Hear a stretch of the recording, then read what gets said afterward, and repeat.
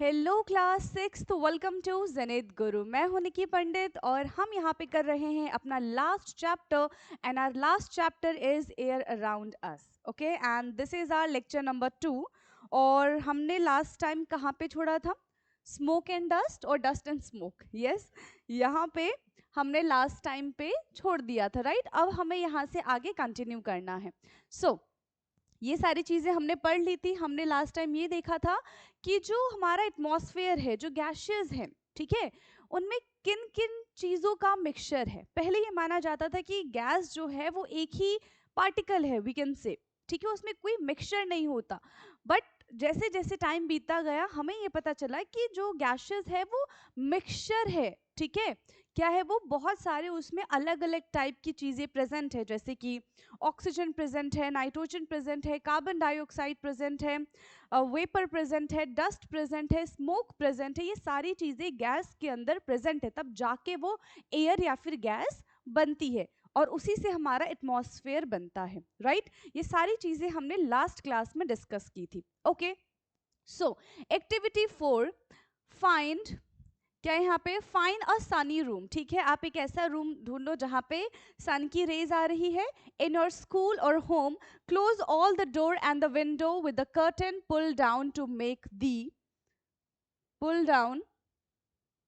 देखो, इस तरीके से आपने डेली देखा ही होगा ना कि मॉर्निंग के टाइम पे क्या होता है कि जैसे ही आप कर्टन्स को हटाते हो या फिर हल्का सा कर्टन हटा होता है, वहां से रोशनी आती है, ठीक है, वहां से क्या आती है? रेज आती है। और उस रेज में आपको बहुत सारे डस्ट पार्टिकल नजर आते हैं जो इवेंचुअली आपको जो घर की लाइट है उसमें उतना नहीं दिखेगा, ठीक है। सो इस तरीके का आपको दिखाई देंगे और इसी में आपको बहुत सारे डस्ट पार्टिकल भी नजर आएंगे। तो आपको क्या करना है? पहले एक डार्क रूम बना लेना है in a sunny day. Now open the door और a window facing the sun. ठीक है, आप डोर या फिर विंडो को ओपन करेंगे जस्ट अ लिटिल, बहुत थोड़ा सा, in such a way that it allow sunlight to enter the room only through a slit. एक हल्की सी, बहुत ज्यादा स्पेस नहीं होना चाहिए, बिल्कुल कम सा स्पेस होना चाहिए, एक स्लिट बननी चाहिए उस सनलाइट की, ठीक है। Look carefully at the incoming beam of sunlight, और जो भी रेज आ रही हैं, you guys have to look it very carefully. Now do you see some tiny shining particles moving? Yes, हम देखेंगे, and that shiny particle is dust particle moving in a beam of sunlight. What are these particle? आखिरकार वो particle क्या है? बताए वो particle क्या है? वो पार्टिकल डस्ट है, ठीक है। During winters you might have observe similar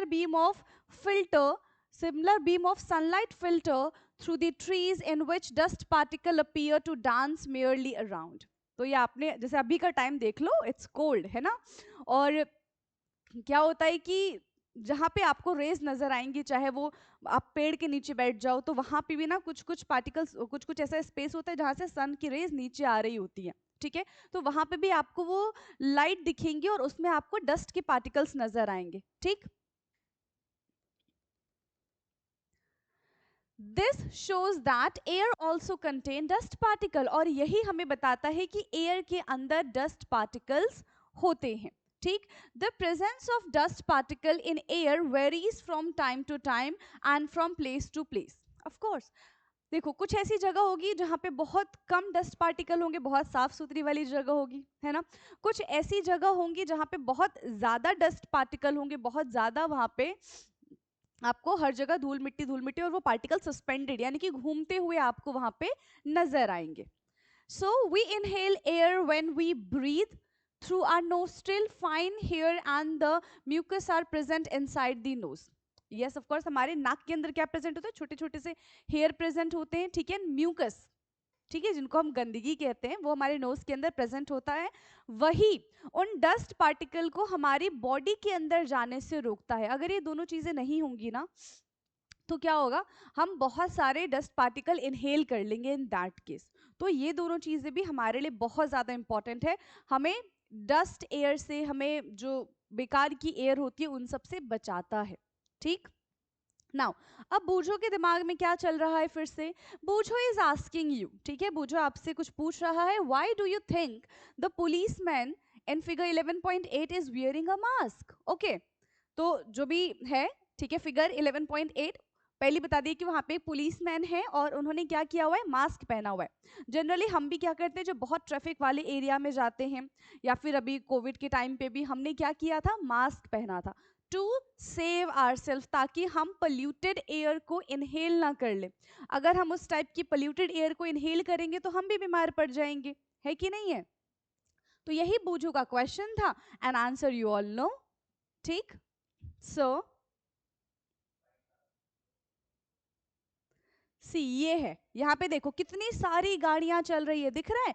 policeman ने क्या पहना हुआ है, मास्क पहना हुआ है, ट्रैफिक पुलिस। ठीक है, तो इतनी सारी गाड़ियां चल रही है, उन गाड़ियों में दिख रहा है ये कैसे डस्ट पार्टिकल है और ये कितने ज्यादा हार्मफुल होते हैं।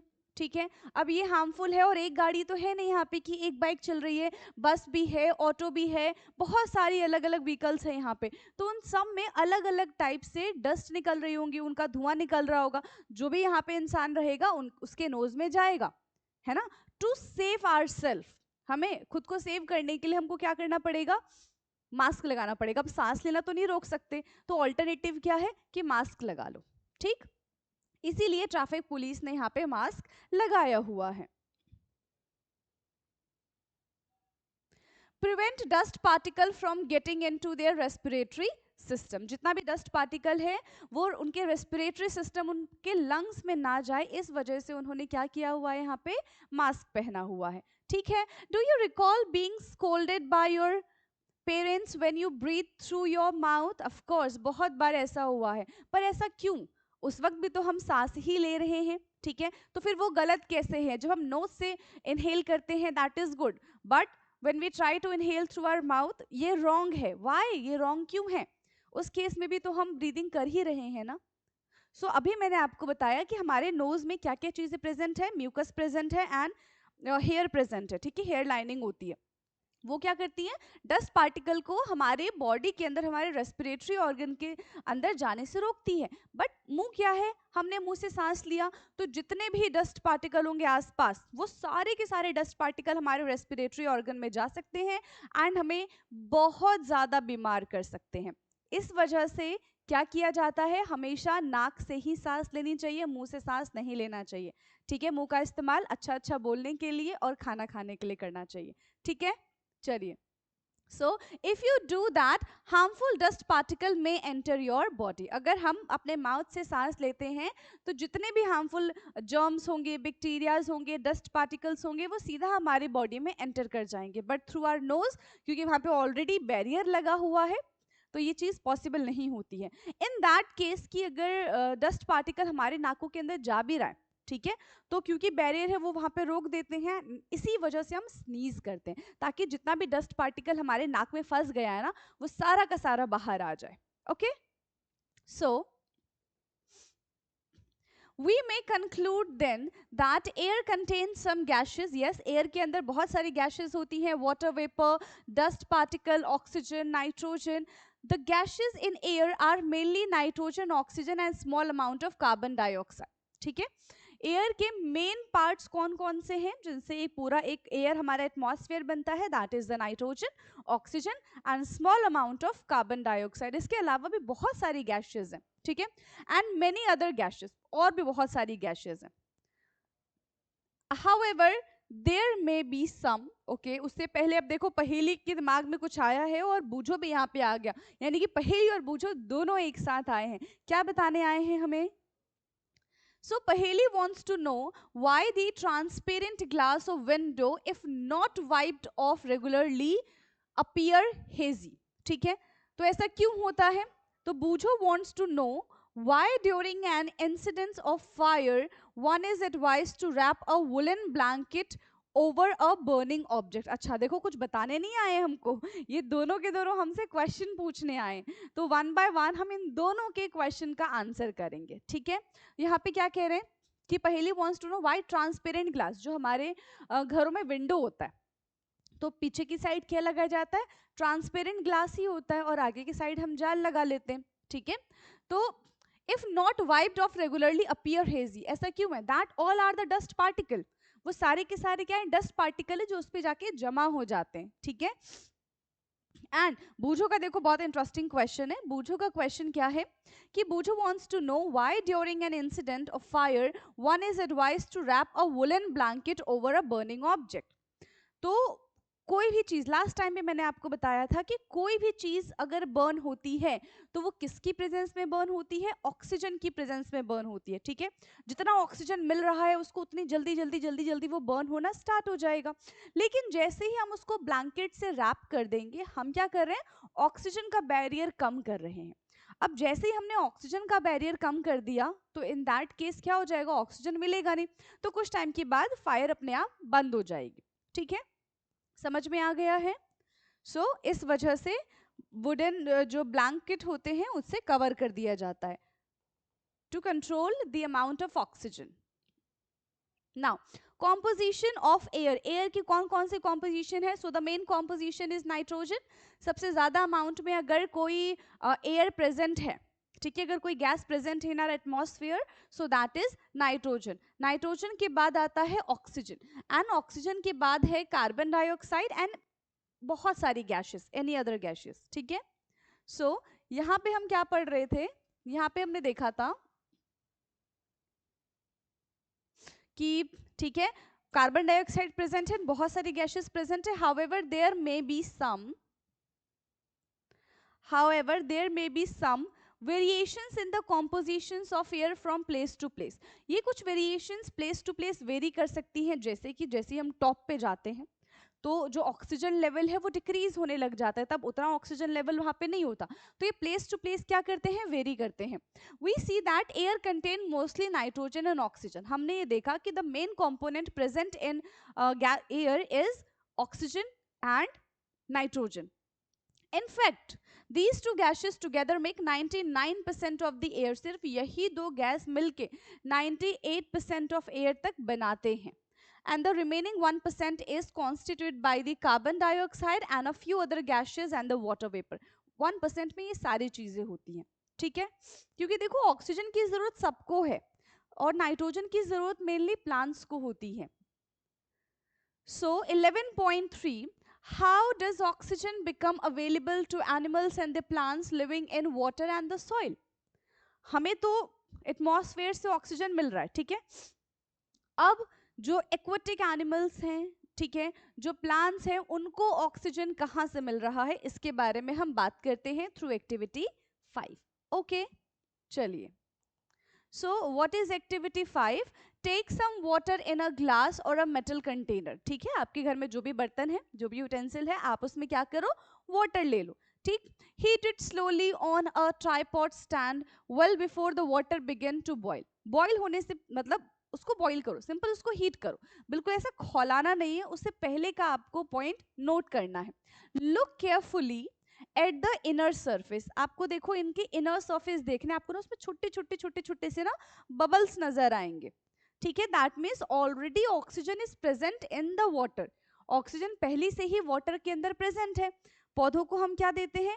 पानी देते हैं, तो वो उसी पानी से अपना ऑक्सीजन इनटेक कर लेते हैं, है ना। आगे देखेंगे तो वाटर कंटेन एयर, वाटर के अंदर एयर प्रेजेंट है, वही हमें बबल्स की फॉर्म में नजर आते हैं। ठीक है, and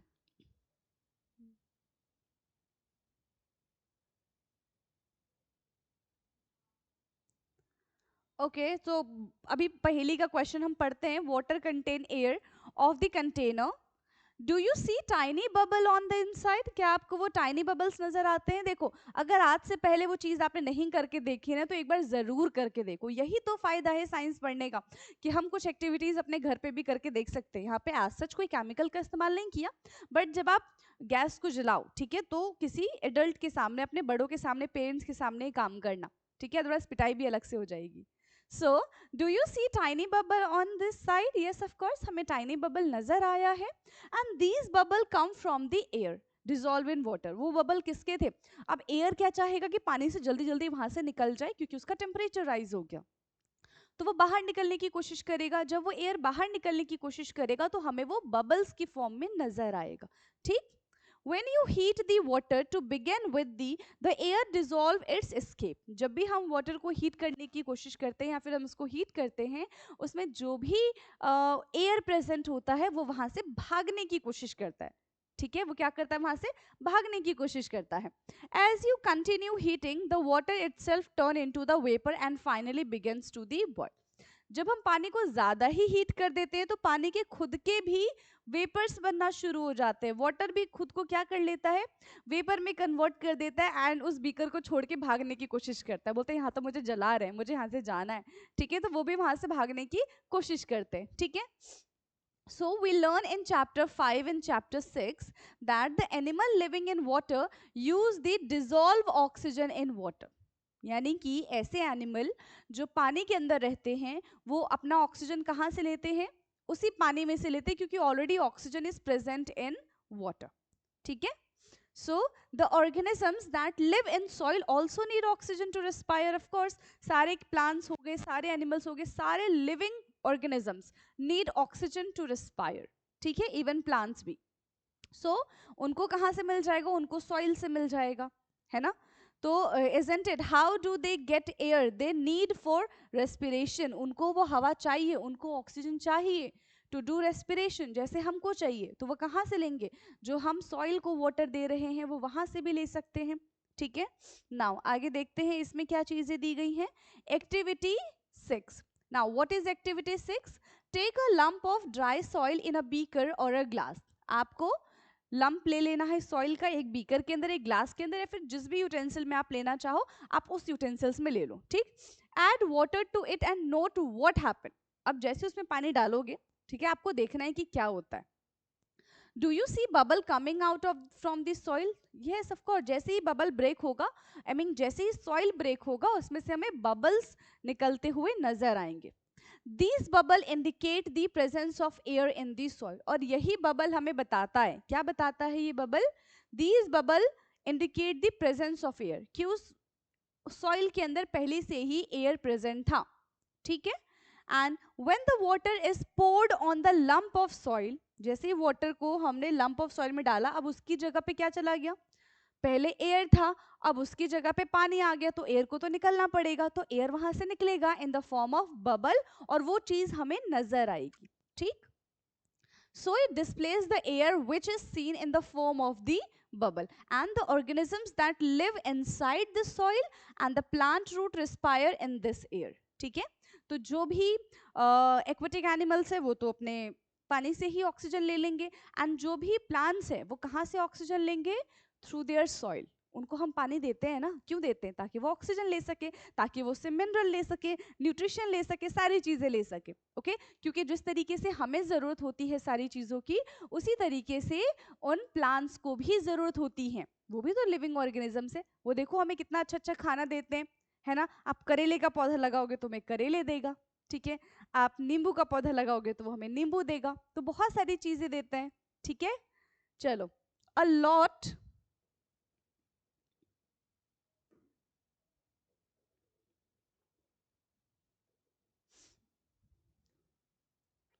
A lot of burrow and the hole are formed in deep soil by the animals living in the soil. आप चींटी का घर देखो. ठीक है, किसका घर देखना है आपको, चींटियों का घर देखना है. वो क्या करते हैं, इवन वो सॉइल के ऊपर भी अपना ऐसे घर बना लेते हैं, और उनके जो घर होते हैं ना वो बहुत एयरी होते हैं, मतलब इधर से हवा जा सकती है, उधर से हवा जा सकती है, बहुत लाइट वेट होते हैं. खुद भी तो छोटे छोटे से होते हैं वो, है ना. तो वो क्या करते हैं, वो एक छोटा सा होल बना लेते हैं और उधर ही से आते हैं, उधर ही से जाते हैं. आप स्नेक को देखो, स्नेक क्या करते हैं, जो रेटल्स होते हैं वो क्या करते हैं, वो सॉइल के अंदर, ठीक है, अंदर अपना घर बनाते हैं, एक होल बना लेते हैं जिसके थ्रू वो जा और आ सकते हैं. ठीक. These bureau also make space available for the air to move in and out of the soil.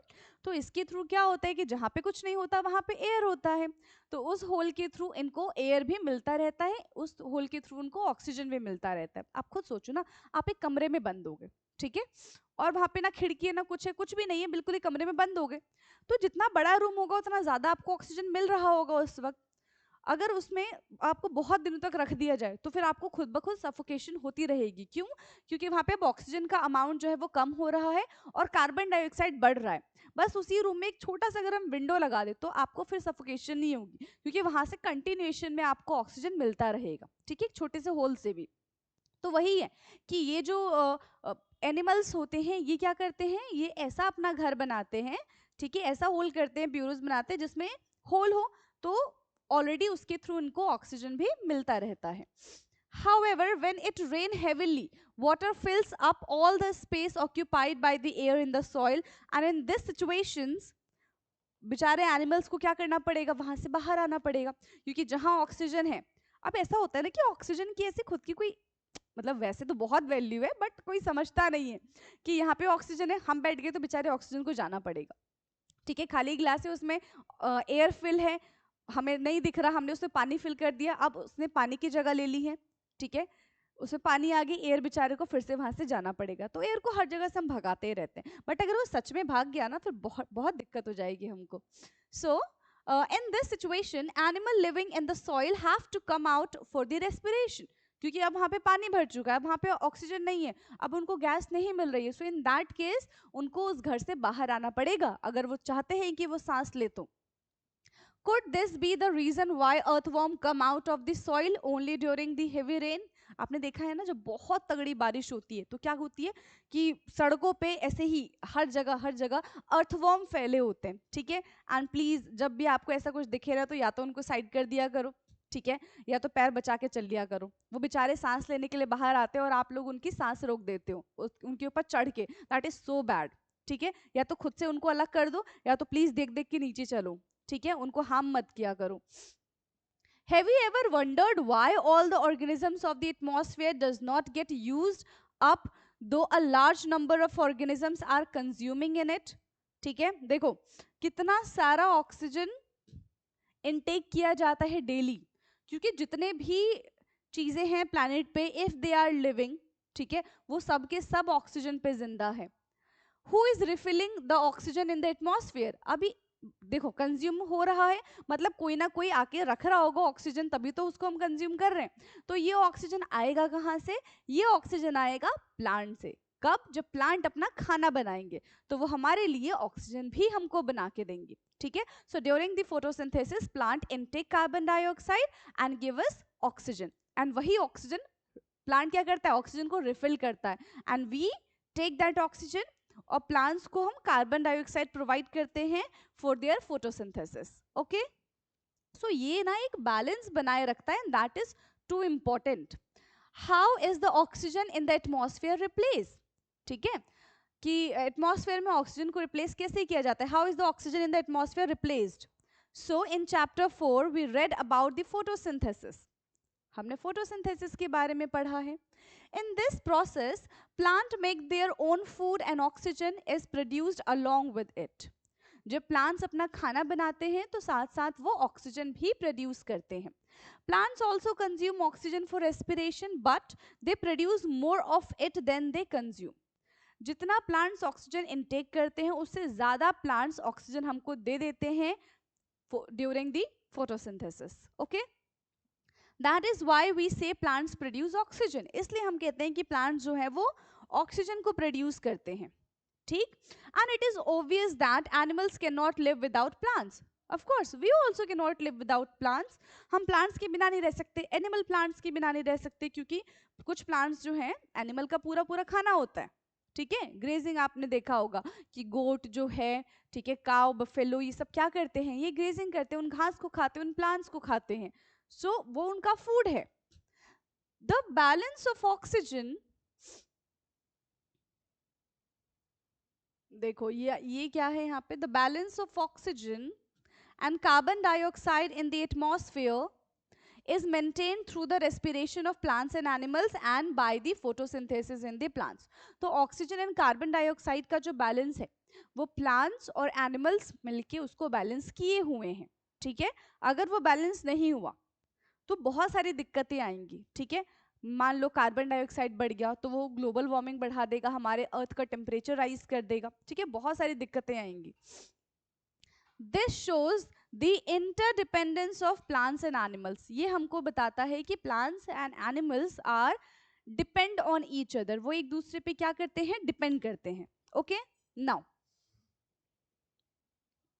we can now appreciate how important air is for life on earth. Are there any other use of air? क्या इसके अलावा भी air का कोई use है? बहुत सारी use है. अभी हमने लास्ट टाइम विनोइंग प्रोसेस देखा था. तो विनोइंग प्रोसेस में क्या होता है, वहां पे हम दो पार्टिकल्स को सेपरेट कर रहे हैं, one is lighter particle and one is heavier particle. तो वहां पे भी एयर काम आ रहा है. ठीक है.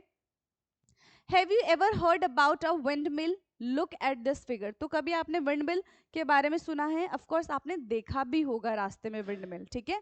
वो क्या करता है, देखो इस तरीके से आपको दिखता है ना. हमने फिरकी के बारे में पढ़ा था. तो कुछ ऐसा ही दिख रहा है, बट वो बहुत स्मॉल है, दैट इज टॉय, बट ये हमारे बहुत काम की चीज है. ठीक है. So the wind make the wind mill rotate. जितनी तेज हवा चलेगी उतनी तेज ये विंड मिल रोटेट करेगा. And the wind mill is use to draw water from a tubewells and run flour mills. तो इन विंड मिल्स का काम क्या होता है, वाटर को निकालना. ठीक है. एंड जो फ्लोर मिल्स होते हैं, आटे की चक्की होती है, ठीक है, उनको क्या करना, चलाना. Wind mills are also use to generate electricity. अब देख रहे हो कितना काम है. सो दैट मीन्स अगेन यहाँ पे विंड जो है हमारे लिए इंपॉर्टेंट है. ठीक. Air help in the movement of slaying याच. ठीक है. Gliders, parachute and aeroplanes. तो इन सब के लिए भी एयर की जरूरत होती है. अब ऐसा भी नहीं है कि अगर बहुत तेज हवा चल रही है तो उसमें हम एरोप्लेन बहुत अच्छा चला पाएंगे, ये गड़बड़ वाली बात हो जाएगी. ठीक है. उस केस में क्या हो जाएगा कि एरोप्लेन जो है वो उस स्पीड से नहीं चला पाएंगे, वहां पे एक्सीडेंट होने के चांसेस हैं. तो हमें ये भी देखना पड़ेगा कि किस डायरेक्शन में एयर जा रही है. ठीक है. एंड अगर एरोप्लेन की बात करें तो इसके लिए हमको ना बहुत कम हवा ना बहुत ज्यादा हवा की रिक्वायरमेंट है.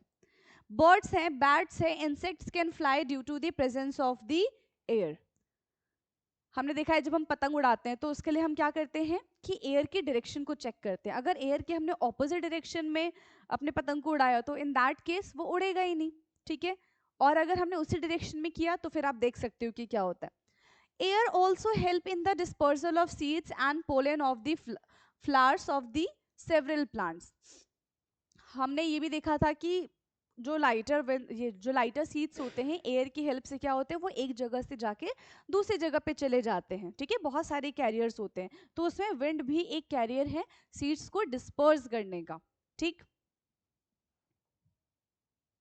Now air play an important role in water cycle. Air water cycle में भी इम्पॉर्टेंट रोल प्ले करते हैं. कैसे? जो वाटर है वो वेपर बनेगा, वेपर यानी कि फिर से क्या बन गया, एटमॉस्फेयर गैसेस में ही तो प्रेजेंट है, तो वो पूरा साइकिल को रोटेट करने में हेल्प करता है. तो यहाँ पे हमने क्या देखा कि आखिरकार एयर की इंपॉर्टेंस क्या है हमारे लाइफ में. हम जो सोचते हैं कि एयर सिर्फ ऑक्सीजन के काम आता है, यानी कि सिर्फ इनहेलेशन है, एक्सहेलेशन के काम है, इसके अलावा भी एयर बहुत कुछ करता है. ओके. तो यहाँ से हमें इस चैप्टर के थ्रू हमें एयर की इंपॉर्टेंस के बारे में पता चला है, और इसी के साथ हमारा ये चैप्टर होता है complete. And in next class will do question answer of this chapter, और इसी के साथ हमारा जो पूरा साइंस है वो कंप्लीट हो जाता है. ठीक है. Only 9 question is there and सारी के सारे क्वेश्चन हम नेक्स्ट क्लास में करेंगे. तो जितनी भी चीज़ें आपको पढ़ाई गई हैं एक बार आप दोबारा से पढ़िएगा. जो भी डाउट्स होते हैं आप कमेंट करके पूछ सकते हैं, आप ग्रुप में भी पूछ सकते हैं. ठीक है. तो बाकी का discussion will do in next class. तब तक के लिए पढ़ते रहिए. Thank you so much.